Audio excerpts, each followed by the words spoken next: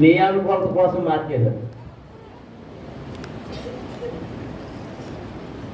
దాని విషయంలో కొన్ని హెచ్చరికలు చేయాలని ఉద్దేశిస్తూ ఉన్నా. నిర్గమకాండం 12వ అధ్యాయం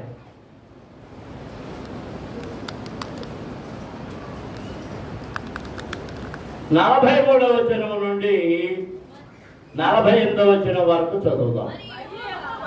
మరియు యెహోవా మోషే అహరోనులతో ఇట్లా నేను ఇది పస్కా పండుగను కూర్చిన కట్టడ, అన్యుడెవడును దాన్ని తినకూడదు గాని వెండితో కొనబడిన దాసుడు సున్నతి పొందిన వాడైతే దాన్ని తినవచ్చును. పరదేశీయు కూలికి వచ్చిన దాసుడును దాన్ని తినకూడదు. మీరు ఒక్క ఇంటిలోనే దాన్ని తినవలెను. దాని మాంసములు కొంచెమైనను ఇంటిలో నుండి బయటకు తీసుకొని పోకూడదు. దానిలో ఒక్క ఎముకనైనను మీరు విరవకూడదు. ఇశ్రాయేలీయుల సర్వ సమాజము ఈ పండుగను ఆచరింపవలెను. నీ యొద్ద నివసించు పరదేశికి యెహోవా పస్కాను ఆచరింపగోరిన యెడల అతనికి కలిగిన ప్రతి మగవాడు సున్నతి పొందవలెను. తరువాత అతను సమాజములో చేరి దానిని ఆచరించవచ్చును. అట్టివాడు నీ దేశములో పుట్టిన వాడితో సముడగును. సున్నతి పొందని వాడు దానిని తినకూడదు. సున్నతి పొందని వాడు దానిని తినకూడదు. దేవునికి స్తోత్రం. హల్లెలూయా, హల్లెలూయా. పరమ తండ్రి, పరిశుద్ధ ప్రభువా, జీవాధిపతి మీకు స్తోత్రం. ఈ మధ్యాహ్న సమయంలో నీ వాక్యమును ధ్యానం చేస్తుండగా మీ కృప దయచేయండి. మీ వాక్యము వెల్లడెగుడుతోడనే వారికి వెలుగు కలిగెను అని వ్రాయబడిన రీతిగా నీ వాక్యమును చదివి దాన్ని ధ్యానం చేస్తుంటే మా జీవితంలో వెలుగు దయచేయండి ప్రభువా. నీ వాక్యమును వెల్లడి చేయండి. మా బ్రతుకులను, మా నడకలను, మా నడవడికంతటిలోనూ వెలుగును ప్రసాదించి జీవమును అనుగ్రహించమని యేసునాథుని నామమున అడుగుతున్నాము తండ్రి, ఆమేన్. దేవునికి స్తోత్రం. అందరం స్తోత్రాలు చెల్లిస్తున్నాం. హల్లెలూయా, హల్లెలూయా, హల్లెలూయా. ఇంటికి వెళ్ళిన తర్వాత మీరు నిర్గమకాండములోని 12వ అధ్యాయాన్ని మరలా మరలా మరలా మీరు చదవాలి. ఇంటికి వెళ్ళిన తర్వాత పదే పదే చదవాలి. దేవుని వాక్యాన్ని చదివేటప్పుడు చాలా జాగ్రత్తగా మనస్సు పెట్టి వాక్యాన్ని చదివితే అనేక సంగతులు మనకు అర్థమవుతాయి. అర్థమవ్వకపోతే దేవుని అడగండి, ప్రభువా నాకు ఈ వాక్యము అర్థం కాలేదు, మీరు నాకు తెలియజేయండి. లేదా మీ దాసుల ద్వారా తెలియజేయండి, మీ భక్తుల ద్వారా తెలియజేయండి, ప్రసంగాల ద్వారానైనా దాని మర్మాన్ని నాకు తెలియజేయండి అని దేవునిని అడగాలి. దేవునికి స్తోత్రం. అంతేగాని ఏదో చదివేసుకున్న దానికి స్వంత వాటిని జోడించేయకూడదు. ఒకసారి ఒక మాట విన్నాను, ఒక ప్రసంగం విన్నాను. నవ్వాలో ఏడవాలో అర్థం కాలేదు. ఇది వరకు మా చిన్నతనంలో పెద్దకొస్తు వారు ఎవరినో మందులు వేసుకునేవారు కాదు. ఎందుకంటే విశ్వాసము మీద బ్రతకాలని నేర్పబడిన వారు. విశ్వాసము ప్రార్థన, విశ్వాస ప్రార్థన మిమ్మల్ని స్వస్థపరుస్తుంది అనే దానిని బోధిస్తే కొంతమందికి ఒకలాగా అర్థమయ్యేది, కొంతమందికి ఒకలాగా అర్థమయ్యేది. అర్థమైన వారు మంచిగానే అర్థం చేసుకున్నారు. నాలాంటి వాడు అప్పుడు ఉన్నాడు. ఆడు బాధపడే, మీరు మందులు వేసుకోకూడదు, మందులు వాడొద్దని బైబిల్లో వ్రాయబడి ఉంది. ఏమని చెప్పండి. చాలా మంది ఆ మాటని వాడేవారు కాదు. మలబల్లో కూడా మందిరంలో విశ్వాసులు, నానాటి విశ్వాసులు ఎవరు మందులు వాడేవారు కాదు. ఆ రోగులైనటువంటి వారిని మందిరానికి తీసుకొచ్చి ఆ మంచాలతో తీసుకొచ్చి ఆ మంచాల మీద పట్టుకోబెట్టి ఇచ్చేస్తే ఆ మోడని వెనక భాగంలో మోడను పట్టుకోబెడితే అక్కడ ఏరి చుట్టూ ఏరి ప్రార్థన చేసేవారు. ఎంతో మంది బాగుపడి వెళ్ళేవారు. అలాగా దొమ్మించి లీలమ్మ గారిని ఆవిడ ఇది పొగాకు పట్టడానికి వెళ్తే దెయ్యం పట్టుకుంటే తీసుకొచ్చేసారు. ఆవిడ తీసుకొచ్చి మందిరంలో పెట్టారు. 3 రోజులు మందిరంలో ఉంది. ప్రార్థన చేస్తే చివరికి వెళ్ళిపోయింది అనుకోండి. ఆమె ఏం చెప్పిందంటే, నేను పంట దేవతనని చెప్పింది. పంట దేవతను పట్టుకున్నాను ఈవిని అని. సరే వదిలేశారు. అంటే ఆనాటి విశ్వాసము, పట్టుదల, ప్రార్థన, ఆ నింపుదల అలా ఉండేది. దేవునికి స్తోత్రం. హల్లెలూయా. ఉపవాస ప్రార్థన అంటే ఉపవాసమే. ఉపవాసానికి కూర్చున్న ఒక సత్యం ఏంటంటే 3 రోజులు కఠినమైన ఉపవాసం చేస్తే, ఎన్ని రోజులు చెప్పాలందరూ? 3 రోజులు కఠినమైన ఉపవాసం ఎవరైనా చేయగలిగితే వారి శరీరంలో ఏ బలహీనతలు ఉన్నాయో, రకరకాల బలహీనతలు ఉంటాయి. ఆ బలహీనతల యొక్క ఆ టిష్యూస్, ఆ కణాలు చచ్చిపోతాయి.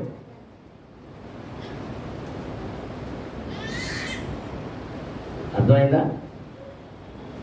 దేవుడు మనుషుని వారం రోజులు 6 రోజులు పనిచేస్తూ 7వ రోజు ఏం చేయమన్నాడు? విశ్రాంతి. శరీరానికి విశ్రాంతి. అలాగే వారంలో 1 రోజు ఉపవాసం ఉండాలి. ఎందుకంటే నువ్వు తిన్నవన్నీ సంపూర్ణంగా అరిగిపోవడం వల్ల ఉపవాసం ఉన్న రోజున ఆ కడుపంతా క్లీన్ అయిపోతుంది. 3 రోజులు ఉపవాసం ఉన్నామంటే నీ శరీరంలో ఉన్న విష పదార్థాలన్నీ కూడా బయటికి వెళ్ళిపోతాయి. అప్పుడు నీ శరీరం ఏమైపోతుందంటే తేలిక అయిపోతుంది. 3 రోజులు కఠినమైన ఉపవాసం. మన ఉపవాసాలు అలాంటి పొద్దున్న 2 అదములు ఇంటి, మధ్యాహ్నం ఏమో 2 లీటర్లు బత్తాయి రసం, సాయంత్రం ఏమో ఏంటి చెప్పండి, తింటా లేదండి, జావండి. ఏ జావా? అది రాగి జావో ఏ జావో జావా. ఇంకేంటి ఉపవాసం? నిన్ను తాగలయ్యా, ఇవ్వాల్సిందంతా ఇచ్చేసావు. ఇంకా మామూలుగా తినేదానికంటే రెట్టింపు.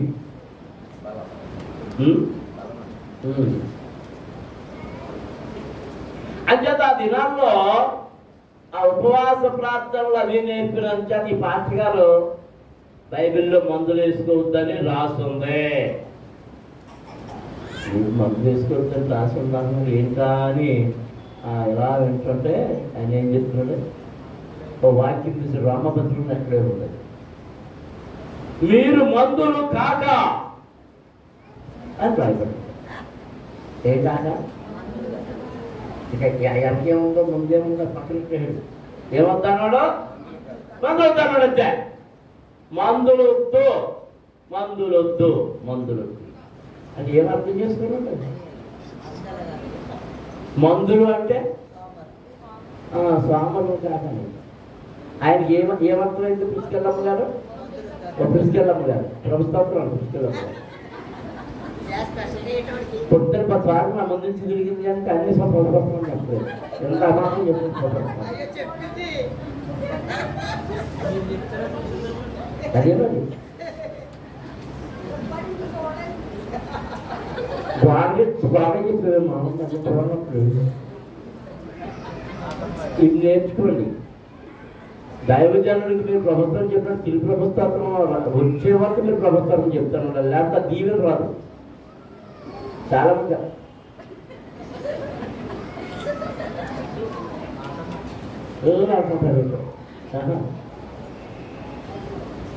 దైవ సేవకుని దగ్గర మీకు వచ్చేది ఏంటో తెలుసా? ఆశీర్వాదం. నువ్వు నమస్కరించినప్పుడు, ఆ శుభవచనం పలికినప్పుడు తిరిగి శుభవచనం పలికితే అయినా ఆ సమాధానం నీకు జాగ్రత్త. అందుకు ఏం జాగ్రత్త? ఇప్పుడు నో పీస్. ఇప్పుడేం ప్రయోజనం? మా అప్పని అదే చేస్తున్నా. మా అబ్బాయి నేను మళ్ళీ తిరిగి తిరిగే వరకు అలాగే నిలబడి ఉండేది.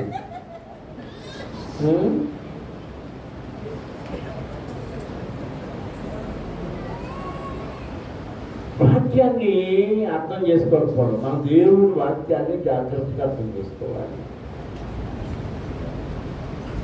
దేవుని యందు నమ్మిక ఉంచాలి. మనం చదివిన లేఖన భాగంలో ఇక్కడ ఏమి రాయబడుతుందంటే, పస్కా పండుగను కూర్చిన కట్టడ, అన్యుడెవడును దానిని తినకూడదు. ఈ పస్కా పండుగలో అక్కడ చేయబడిన రొట్టెలు పులియని రొట్టెలు. ఆ పులియని రొట్టెలను అన్యుడు ఎవ్వడును తినకూడదు. అందరూ దేవునికి స్తోత్రం చెల్లిస్తున్నాం. హల్లెలూయా. పస్కా పండుగలో ఏ రొట్టెలు చేయాలి? ఈ 12వ అధ్యాయం అదే. ఈ 12వ అధ్యాయం అంతా ఇంటికి వెళ్ళి ఎందుకు చదువుకోమన్నానంటే, అదే చూడండి 12వ అధ్యాయం 5వ వచనం చదువుతాం. అన్ని ఆ గొర్రె పిల్లను భుజించుటకు ప్రతి వారి భోజనము పరిమితిని బట్టి వారిని లెక్కింపవలెను. నిర్దోషమైన యాదాది మగపిల్లను తీసుకొనవలెను.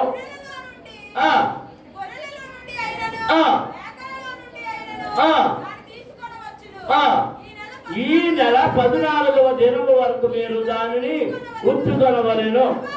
తరువాత ఇశ్రాయేలు సమాజపు వారందరూ తమ తమ కూటములలో సాయంకాలమందు దాన్ని చంపి దాని రక్తము కొంచెం తీసి తాము దాన్ని తిని ఇళ్ళ ద్వార బంధపు 2 నిలువు కమ్ముల మీదను పై కమ్మి మీదను చల్లి ఆ రాత్రియే వారు అగ్ని చేత కాల్చబడిన ఆ మాంసమును పొంగని రొట్టెలను తినవలెను.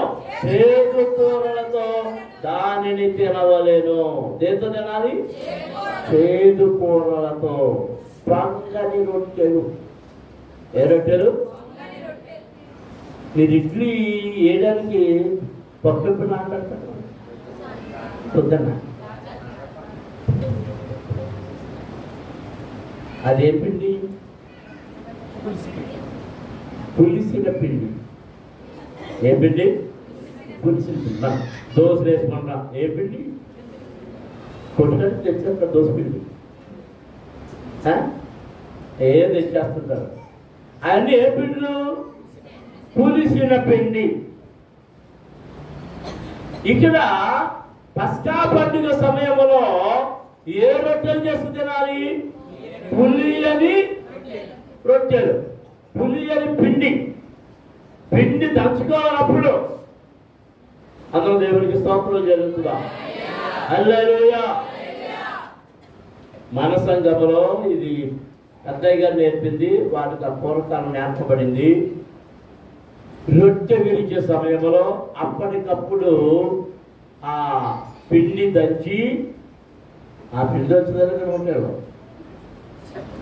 రొట్టె తయారు చేయాలి. నేను చేస్తున్నది ఏంటంటే ఒక ద్రాక్షారసమే అప్పుడు ఒక తయారు చేస్తాను. ఆ రొట్టె పిండి ఎప్పుడుది? రొట్టె పిండి ఎప్పుడుది? ఇంకా నయ్యం మిగిలిన సంఘాలు అన్నీ ఏంటి తెలుసా? ఆ రొట్టెలు కూడా ఏం తెచ్చేస్తున్నారు. ఒకసారి ఒక చోటకి వెళ్ళాను, మన సేవకులే వెళ్ళాను. అయ్యగారు రొట్టె ఇవ్వాలండి.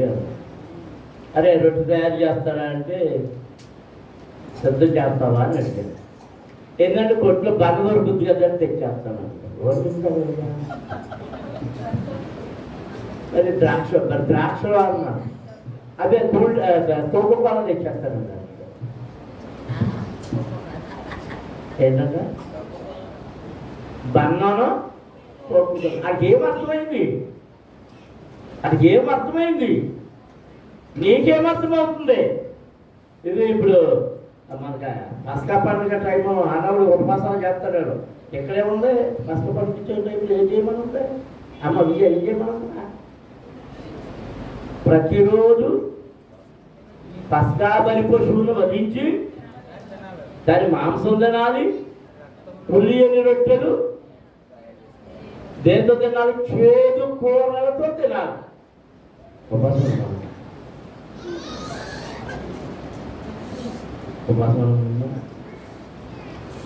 పులియని రొట్టెలు పండించింది, పులి అని పిండితో చేసిన రొట్టెలు తినడం. అమర దేవుడికి స్తోత్రం జరుగుతుంది. హల్లెలూయా. అయితే ఈ రొట్టె గాని ఈ మాంసము గాని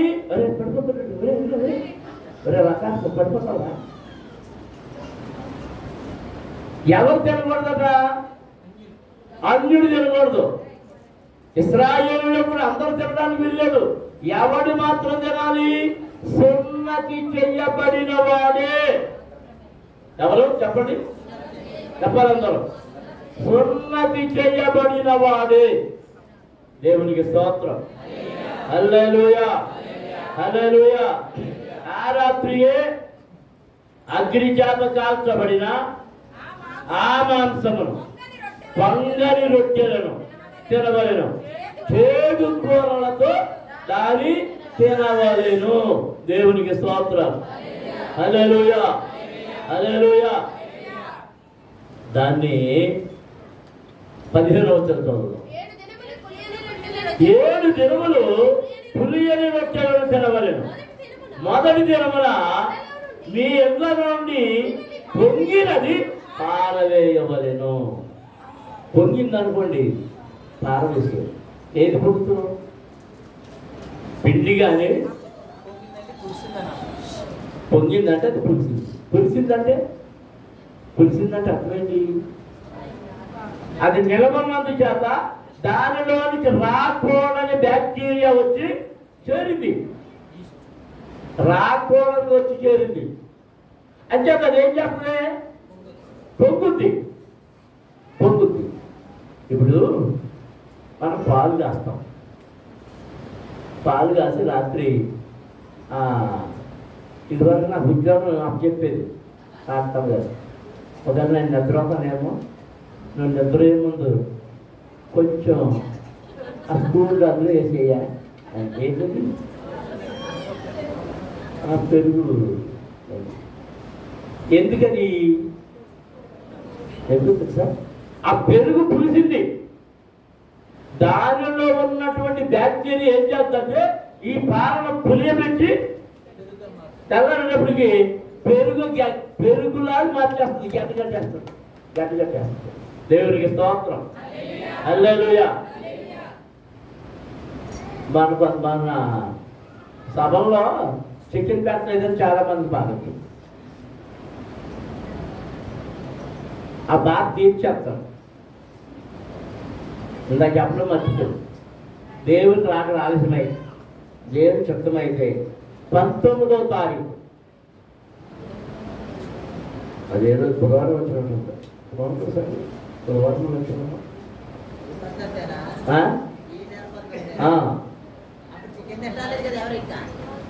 ఎందుకు తినట్లేదు? 19వ తారీఖు అంటే మరి నెల అయిపోతుంది కదా. బుధవారం ఎలాగా ఆడవాడి మీటింగ్ కదా. ఆ రోజు మన కృతజ్ఞత కూటం సభల నిమిత్తం అప్పుడే 2 ఏళ్ళ పెట్టలేదు.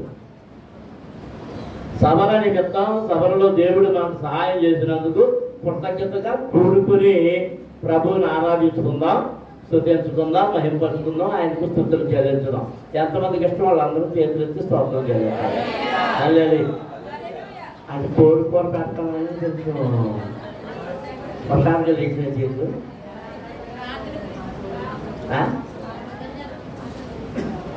సరే, నాకు వినపడింది ఏంటంటే మాత్రం కదండి ఎవరన్నా కనీసం అదేంటి ఏంటో దాని బదులు ఏదో వండుతున్నాను. పన్నీర్ అన్న వండించారు కాదు అంటే దేని మీద ఉందని మనసు అంతా పీకేస్తుంది.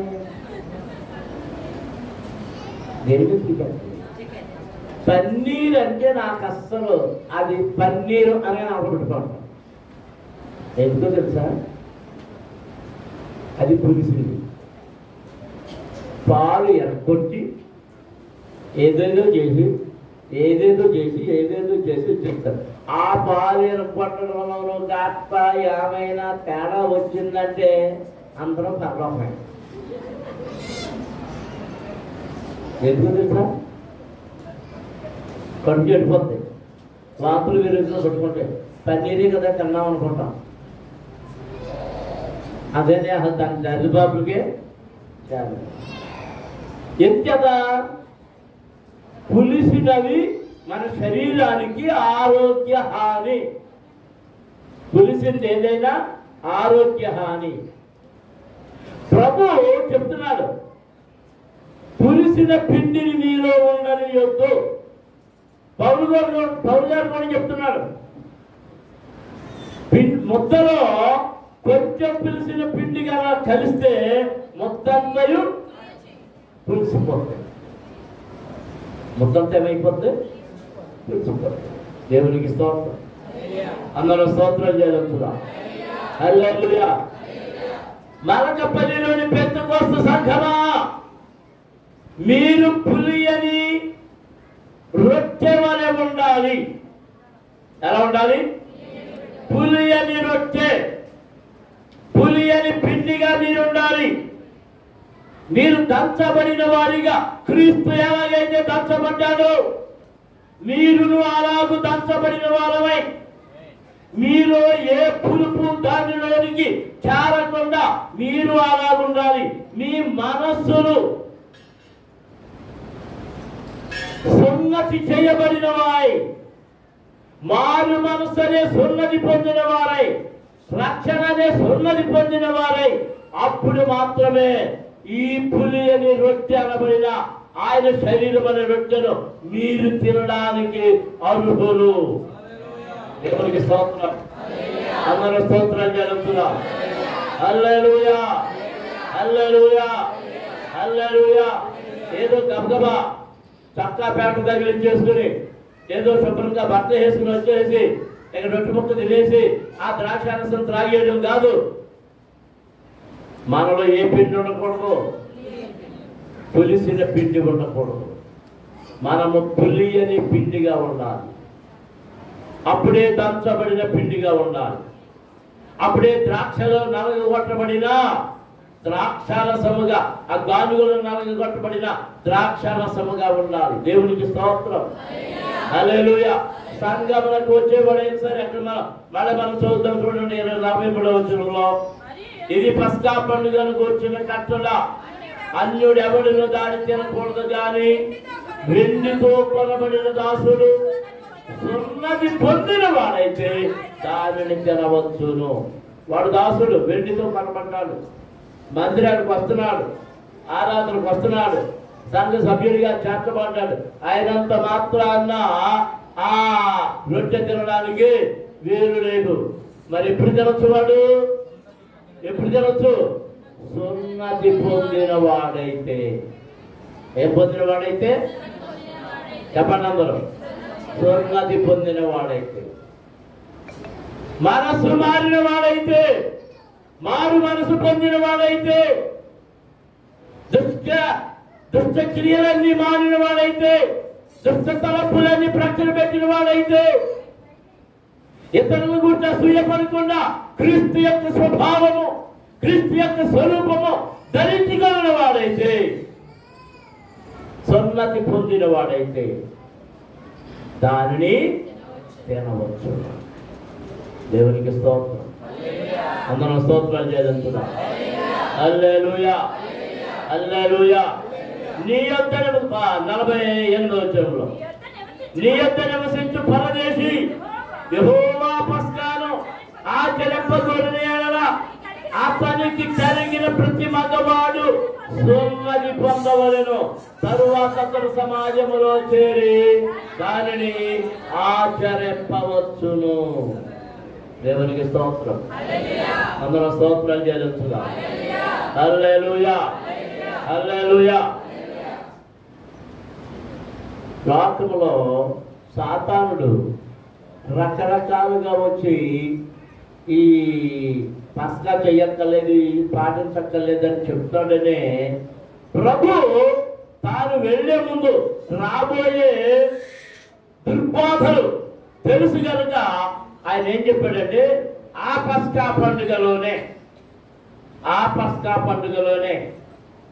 ఆ సాయంత్రపు వేళ ఆ తన శిష్యులను కూర్చోబెట్టుకుని వారితో అంటున్నాడు, ఆయన రొట్టె విరిచి, ఇది నా శరీరము అనబడిన రొట్టె,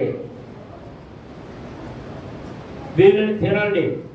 ఇక మరలా నేను మీతో తినలేను ఇంకా, కానీ మీరు నేను వచ్చే వరకు దీనిని ఆచరించండి, విత్తనండి. ఆ ద్రాక్ష పాత్ర తీసుకున్నాడు, దాన్ని ఇతరులకు ఇస్తూ, ఇది నా రక్తము, దానివలనైనా నిబంధన, నీకు నాకు నిబంధన, దీనిలో నేను త్రాగండి, నేను వచ్చే వరకు దీనిని చెయ్యండి, దీనిని చెయ్యండి. దేవునికి స్తోత్రం. దాని తర్వాత శిష్యులు దాన్ని పాటించాడు, పౌలు దాన్ని పాటించాడు. పౌలు తన పత్రికల్లో ఉటంకించాడు కనుక ఇప్పుడు ఏమన్నారండి, ఆ రొట్టె తినాలి, ద్రాక్షారసం త్రాగాలని చెప్తాడు. లేకపోతే అప్పుడు ఏం చెప్తారంటే అందరూ అయిపోయింది, అది ధర్మశాస్త్రం, అది అయిపోయింది, ఇంకా అక్కర్లేదు అందరు. కానీ యేసు ప్రభు దీనిని కొనసాగింప చేయడానికే ప్రవేశపెట్టాడు. ఆయనే ఆ పరిపశువుగా ఆ శిలువలో వేలాడు ద్వారా దానిని కొనసాగింపుగా మనకు అనుసరించాడు. దేవునికి స్తోత్రం. అందరూ స్తోత్రాలు చెల్లించుదాం. హల్లెలూయా, హల్లెలూయా. అట్టివాడు నీ దేశంలో పుట్టిన వాడితో సముడగును, సున్నతి పొందని వాడు దానిని తినకూడదు. ఎవరు తినకూడదు చెప్పాలి అందరూ. అందుచేతే నేను చాలాసార్లు మా పాత్రమ్మ చెప్పాను, మరి ఏం చేస్తున్నారో నాకు తెలీదు. మిగిలిన ద్రాక్షారసం, మిగిలిన రొట్టె కేవలం బాప్తిసం పొందిన వారు మాత్రమే తినాలి. రాదు పిల్లలుగా దాన్ని ఓ రొట్టె ముక్క ఇవ్వడము, కొంచెం పట్టించడం, ఎలాంటివి పిల్లలకి కూడా చేయకూడదు. ఫ్రెండే కదా ఫ్రెండ్కి ఇవ్వడము, అలాంటివి చేయకూడదు. అట్టివారు సమాజములో నుండి, సంఘములో నుండి, ఆయన పుస్తకములో నుండి వారి పేరు ఏం చేయబడుతుంది? కొట్టివేయబడుతుంది. దేవునికి స్తోత్రం. హల్లెలూయా, హల్లెలూయా. నా చిన్నతనంలో చాలా గ్రహించాను. పట్టుకెళ్ళేటప్పుడు మిగిలిపోయిన తర్వాత తెచ్చేటప్పుడు కూడా మా అమ్మ నన్ను ముట్టుకొని ఇచ్చేసారు. మీరు ముట్టుకోకూడదురా అని చెప్పి, నేనే పట్టుకొస్తాను, నేనే పెట్టుకొస్తాను. అమ్మే లోపల పట్టుకొచ్చేది, అమ్మే లోపల తెచ్చేది. ఆ రొట్టె ఏమైనా ద్రాక్షారసం మిగిలిపోతే ఆ విశ్వాసం, సీనియర్ విశ్వాసం పిలిచి, ఇది రండి, ఇది మిగిలింది తిందామని వాళ్ళతో నాకు పెట్టవాను సరే అడిగారు. నువ్వు తినకూడదు, పిల్లలు పెట్టకూడదు. తర్వాత ఒకసారి ఒక సంఘటన జరిగింది.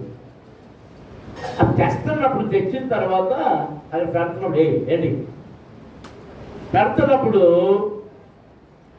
ఆ అడవుల్లో చెయ్యి తగిలి కొన్ని తొడకల కింద రాలిపోయింది. ఏ తొడకలు? రొట్టె తొడకలు. 10 రోజులు ఏడుస్తా ప్రార్థన చేసిందమ్మా. ఏమ్మా ఏంటి పడిపోయినాయి కదా అంటే, ఇదేదో చెడు చూపిస్తుంది, సంఘము ఏదో విచ్ఛిన్నం కాబోతుంది, ఎవరో విశ్వాసులు సంఘము నుండి బయటికి వెళ్ళిపోతున్నారు, ఇది గుర్తుంది అని చెప్పింది. అలాగే కొంతకాలానికి సంఘంలో సమస్యలు వచ్చినాయి, కొందరు విశ్వాసం బయటపెట్టారు. మరి మీరు ఏం చేస్తున్నారో నాకు తెలియదు. రొట్టె అయిన తర్వాత వాళ్ళు నిర్లక్ష్యంగా ఏమైనా యోచించదేమన్నాడు, ఇది ప్రభువు శరీరం అని యోచించాలి. ఎవరి శరీరం? ఆ రక్తం ఎవరిది? ఎవరు దాన్ని ముట్టుకోవాలి? కేవలము పరిశుద్ధులు, పవిత్రులు, యథార్థవంతులు, నీతిమంతులు, ఏ అపరాధము లేని వారు, యోగ్యమైన వారు మాత్రమే దాన్ని ముట్టుకోవాలి, దాన్ని తినాలి, దాన్ని త్రాగాలి. అయోగ్యులు దానిని ముట్టడానికి వీలు లేదు. ఆయన యాగ పశువైపోయాడు. పస్కా బలి పశువుగా ఆయన ఆ సిలువలో వధించబడ్డాడు. దేవునికి స్తోత్రం. హల్లెలూయా, హల్లెలూయా. అందరం స్తోత్రాలు చెల్లించుదాము. హల్లెలూయా, హల్లెలూయా. దేవుని పిల్లలారా, ఏదో అలవాటుగా వచ్చి మొదటి ఆదివారం తిని వెళ్ళొద్దు. పవిత్రంగా ఉండండి. ముందు రోజంతా పవిత్రంగా ఉండాలి, పరిశుద్ధంగా ఉండాలి. మీరు రొట్టెని తిని వెళ్ళి మరలా మామూలు జీవితంలోకి వెళ్ళే వరకు చాలా పరిశుద్ధంగా ఉండాలి, చాలా పవిత్రంగా ఉండాలి. అయోగ్యమైన మాటలు రొట్టెలు రాకూడదు, అయోగ్యమైన చూపులు చూడకూడదు, అయోగ్యమైనవి ఏమీ వినకూడదు. పూర్తిగా ఎవరితో కట్టుబడి వేయబడేవాళ్ళంటే క్రీస్తు కట్టుబడాలి. బాటలు చెట్టు ప్రార్థన చేసుకుంటారు. మారు మనసు లేని వారు, పడిపోయిన వారు, జారిపోయిన వారు, మరలా ఊపిలోనికి చిక్కిపోయిన వారు దానిని తినడానికి అర్హులు కాదు. స్తోత్రం. హల్లెలూయా, హల్లెలూయా, హల్లెలూయా, హల్లెలూయా, హల్లెలూయా, హల్లెలూయా. స్తుతించండి, స్తుతించండి, గట్టిగా దేవుణ్ణి స్తుతించండి. ఆయన నామాన్ని మహిమపరచండి. ఆయనకే మహిమ.